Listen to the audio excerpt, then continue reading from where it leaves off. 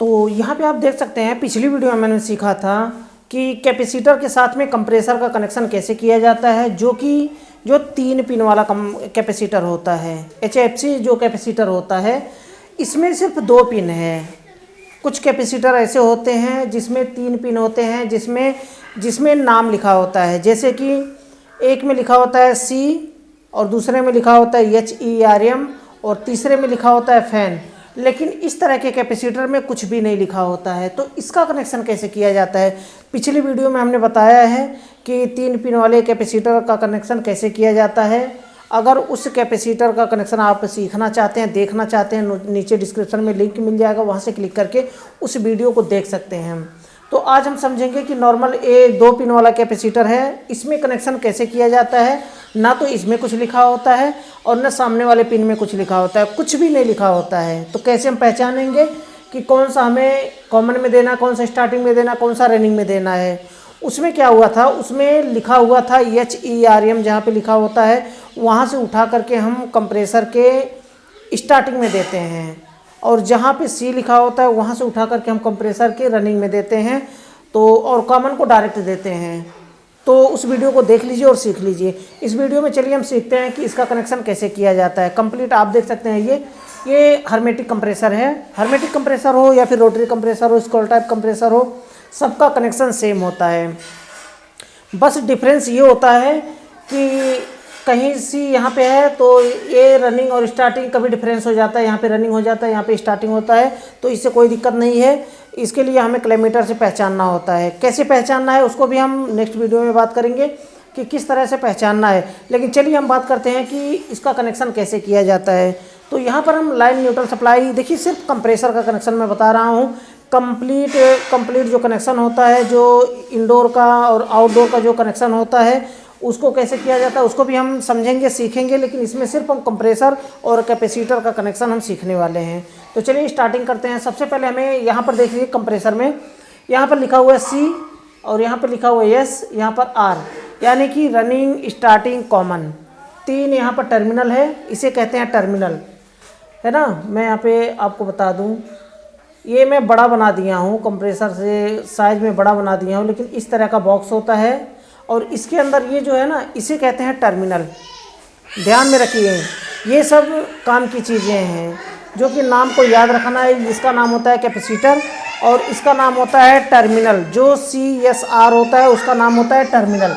तो चलिए इसका कनेक्शन हम सीख लेते हैं।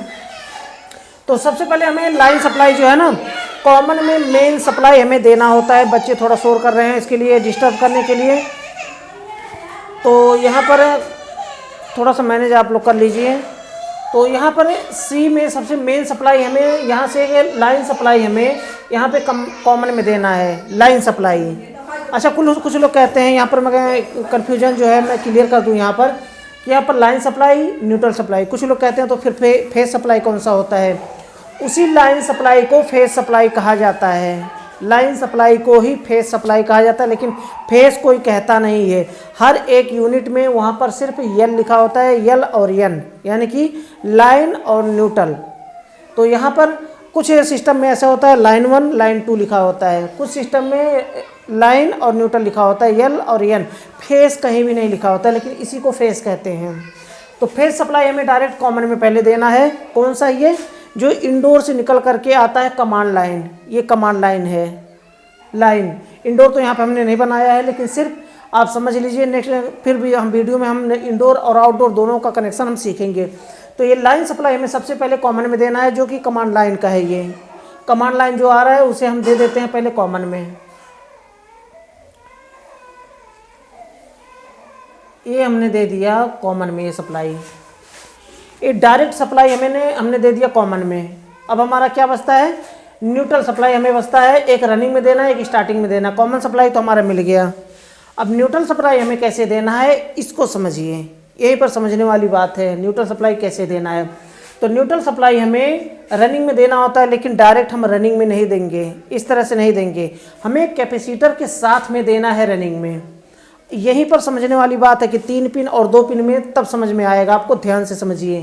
तो न्यूट्रल सप्लाई हमें उठा करके कैपेसिटर के किसी एक पॉइंट पे दे देना है।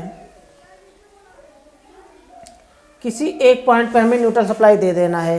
कैपेसिटर में ध्यान में रखिए, कैपेसिटर में देना है। और यहाँ पर जहाँ पर हमने न्यूट्रल सप्लाई दिया है कैपेसिटर में, उसके साथ वाले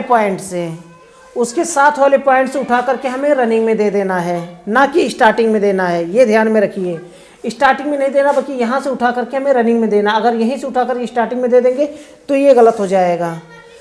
अब देखिए, ये भी समझ लीजिए कि हमें इस पॉइंट में देना है कि इस पॉइंट में देना है, तो किसी भी पॉइंट में दे सकते हैं, कोई दिक्कत नहीं है। अगर आप ये न्यूट्रल सप्लाई इस वाले पॉइंट में, सामने वाले पॉइंट में दे देते हैं तो भी कोई बात नहीं है, क्योंकि इसमें कुछ नहीं लिखा होता। चाहे इधर का उधर, उधर का उधर, कहीं भी आप लगा सकते हैं। लेकिन ध्यान में ये रखना है कि जहाँ पर आप न्यूट्रल सप्लाई देते हैं वहीं के साथ वाले पिन से आपको उठा करके रनिंग में देना है। तो यहाँ से उठा करके हम रनिंग में दे देते हैं। ये हमने दे दिया रनिंग में, है ना। यहाँ से उठा करके हमने जहाँ पर न्यूट्रल सप्लाई दिया है उसके साथ वाले पिन से उठा करके हमें कंप्रेसर के रनिंग में दे देना है। अब जो सामने वाला पॉइंट बचता है, सामने वाला पिन जो बचता है कैपेसिटर में, वहाँ से उठा करके हमें कंप्रेसर के स्टार्टिंग में देना है। ये वाला बचता है, तो यहाँ से उठा करके हम कंप्रेसर के स्टार्टिंग में दे देते हैं। ये हमने कंप्रेसर की स्टार्टिंग में दे दिया। अगर मानिए कि ये न्यूट्रल सप्लाई हमने यहाँ पर दिया है सामने वाले पिन में, तो यहीं से उठा करके कंप्रेसर के रनिंग में भी देना है। और इस सामने वाला पॉइंट जो बचता है वहीं से उठा करके हमें कंप्रेसर के स्टार्टिंग में देना है। क्लियर हो गया? इतना सा होता है ये कनेक्शन। मुझे लगता है कि वीडियो आपके लिए यूजफुल रहा होगा, आपको कनेक्शन समझ में आया होगा।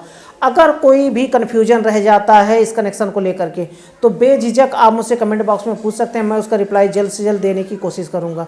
तो ये छोटा सा वीडियो था, छोटी सी जानकारी थी। अगर वीडियो पसंद आए तो वीडियो को लाइक जरूर कर दें।